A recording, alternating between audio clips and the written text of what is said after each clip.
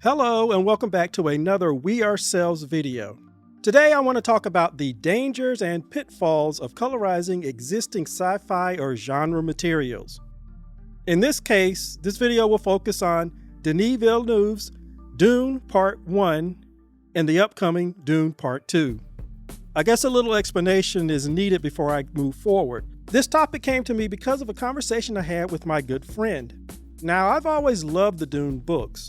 I've read all 7 original novels, as well as read the extended universe books done by Frank Herbert's son, Brian Herbert, and his co-author, Kevin J. Anderson. I couldn't get enough of the books, and I am currently reading the latest editions: DUNE, the Duke of Caledon, DUNE, the Lady of Caledon, and DUNE, the Heir of Caledon. All of these have been put out in the last few years. I was originally introduced to DUNE by way of the 1984 film that starred Kyle MacLachlan and an all-star cast of characters. When I heard the film was based on an original novel, I went to my college library to check out DUNE, only to discover that DUNE was actually a series of 7 novels. Now, I'm an avid reader, and anytime I find a book I like and is part of a series, I'm like a kid in the candy store. So of course, I read all the original novels. Despite the 1984 film having some weak special effects, even for 1984 standards, the film contains some iconic imagery and art direction. Plus, I thought the music was pretty good, and I still have the original soundtrack to this day. There was another attempt at DUNE in 2000, this time as a TV miniseries and with a follow-up, Children of DUNE, in 2003. Both miniseries aired on the SciFi channel. However, I felt the art direction and design choices of the miniseries were never as good as the admittedly more cheesy 1984 film. Nevertheless, all these years later, when I found out that they were going to do a reboot of DUNE, I was excited. There was even talk of them doing a spin-off show called The Sisterhood. Again, I was excited about that because I had also read the Sisterhood novels done by Brian Herbert and Kevin J. Anderson. Like every DUNE fan, I followed all the casting news and the controversy over diversifying the cast. And when I saw who the people of color would portray, it did register to me at the time that most of these characters would die in the first movie. Spoiler alert. Of course, there were complaints that this movie was also little more than a white savior movie, particularly if you casted a legit diverse group of people for the Fremen characters.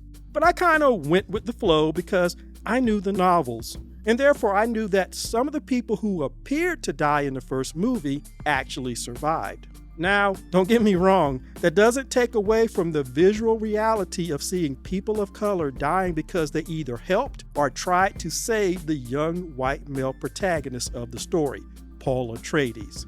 And that brings me to my good friend who, in anticipation of the second movie coming out, and before it was later delayed, he decided to watch DUNE Part 1.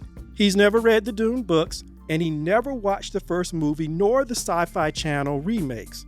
My friend, therefore, was totally new to the DUNE universe. And after watching DUNE Part 1, he had a few questions for me.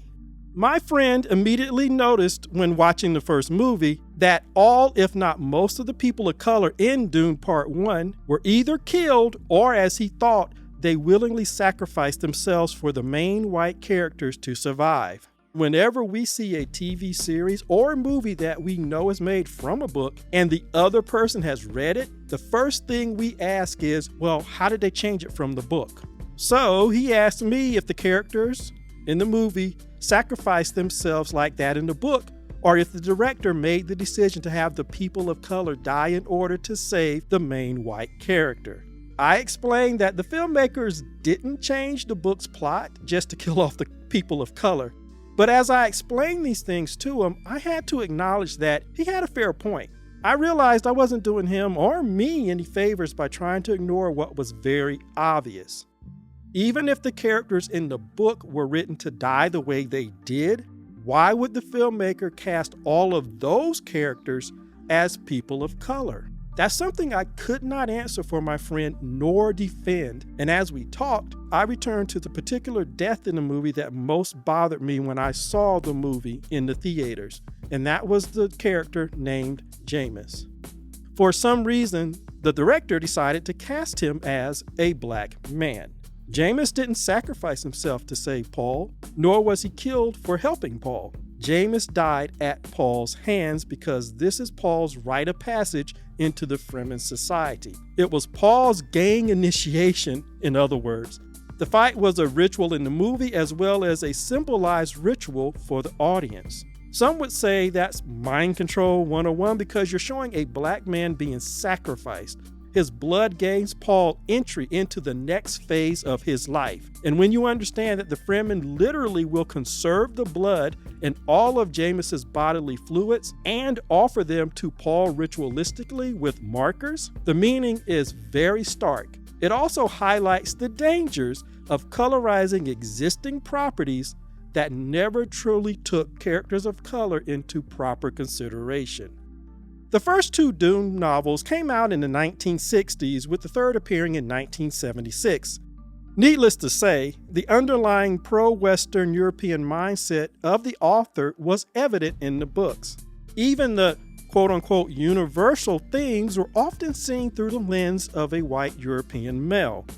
The point of view is baked into the very structure of the novels. Although many Dune readers cite one of the first three novels as their favorite, I personally liked Book 4, Dune, God Emperor. It was something about women being the military and police force while men were forbidden to engage in war in order to force and help human society mature and advance to the next level that appealed to me. Yet even with that theme fully explored, as I grew older, I could still see the essential Western white male filter on the material.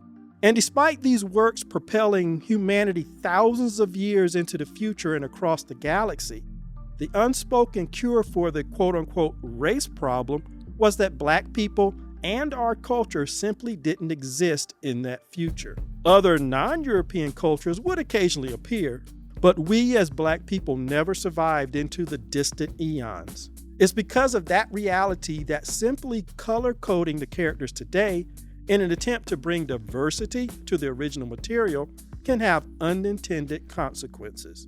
I think I should make something clear here. I am a black man and I am a black creator who interacts with other black creators. I think diversity and inclusion is important if we are going to advance as a species. But when it comes to existing works, many done at a time when it was still cool or acceptable to exclude black characters, our first choice as black creators is not to colorize those works. We have and continue to prefer to tell our own stories. Partly because of what I mentioned before, we know that those original works, even if colorized, won't contain authentic thoughts, views, and outlooks common among our people. Second, we choose to tell our own stories because of another very simple reason: control. We want control of our stories and our images without having to acquiesce to the wishes of someone outside our community just because they may control the financing. We want to tell our story so we can counteract any negative programming and cultural conditioning that the mainstream media produces every day. Are there those from my community who will sign on the dotted line, so to speak, to be part of the Hollywood system? Yes, there are. But since the beginning of mass media in America, black creators have always chosen to tell their own stories whenever and however possible. Technology has made it more affordable than ever to produce our own works across many media avenues.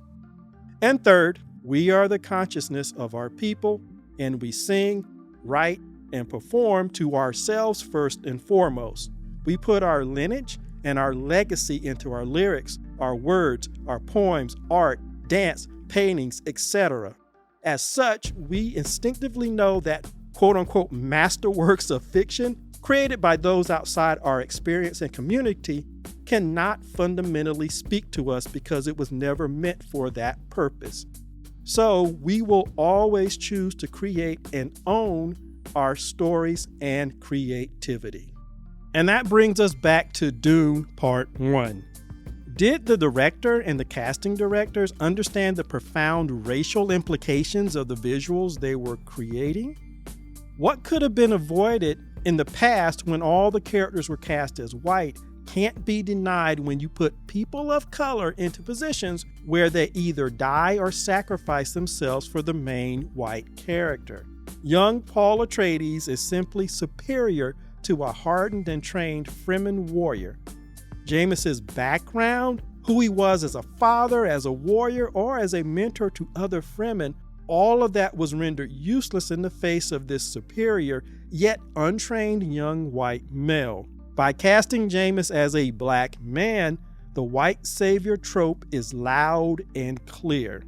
Jameis is sacrificed, his blood spilled so that Paul becomes a man and enters the tribe. Paul also gets the native girl, who has also been casted as a person of color. And I find it interesting that Chani, played by Zendaya, gives Paul the knife that he uses to kill the black man. Again, did no one stop to consider the negative imagery involved in those choices? And I must mention the NAACP report again, a document I've referred to in previous videos. By not having black executives at high levels, high decision-making levels, then you have nobody there to say to the director, hey, you might not want to do this. But of course, we know there are very few, if any, black professionals in Hollywood at that level where they could put the brakes on some of the most egregious examples of subpar representation. Or in the case of this particular scene, the reinforcing of destructive views of supposed black inferiority and white superiority. When you consider the question among the black community on whether the Western Christianity, as forced on enslaved people, has been a detriment or a boon to our overall advancement, it's a wonder that the makers of the DUNE movie were bold enough to pull the Band-Aid off the open wound, so to speak. Perhaps they thought everything was fine because Paul, the literal savior and deliverer of the Fremen, is having an internal battle. He knows that the Fremen will eventually worship him, so he's unsure of using such power. We even see those lines prominently played in the trailer for the next movie. It's almost as if the filmmakers are trying to say to us, but wait, see, this young white male isn't power hungry. He doesn't want all this power over these ignorant, superstitious people. He's a good person. His heart is in the right place.